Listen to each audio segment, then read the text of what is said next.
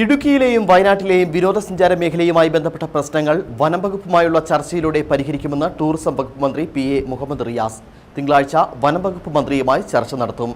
ഇടുക്കിയിലെ ടൂറിസം പദ്ധതികൾക്ക് വനംവകുപ്പ് തടസ്സം നിൽക്കുന്നുവെന്ന ആക്ഷേപങ്ങളുടെ പശ്ചാത്തലത്തിലാണ് മന്ത്രിതല ചർച്ച നടത്തുന്നത് എന്നും മുഹമ്മദ് റിയാസ് പീരിമേട്ടിൽ പറഞ്ഞു.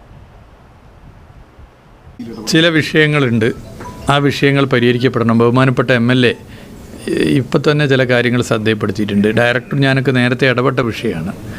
ഈ തിങ്കളാഴ്ച തന്നെ വനം വകുപ്പ് മന്ത്രിയുമായി ഇടുക്കി ജില്ലയിലെ വനം വകുപ്പും ടൂറിസം വകുപ്പും കൈകോർത്തുകൊണ്ട് ചെയ്യേണ്ട കാര്യങ്ങളെക്കുറിച്ച് വീണ്ടും ചർച്ച നടത്തും. നേരത്തെ നടത്തിയതാണ്.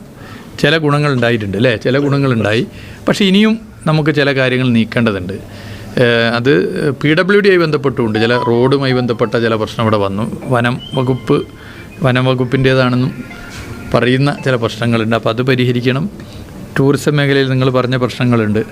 തിങ്കളാഴ്ച തന്നെ തിരുവനന്തപുരത്ത് ഇതുമായി ബന്ധപ്പെട്ട് ബഹുമാനപ്പെട്ട MLA യും വനം വകുപ്പ് മന്ത്രിയും ഞാനും കൂടി ഇരുന്നു കൊണ്ട് കാര്യങ്ങൾ ചർച്ച ചെയ്യും.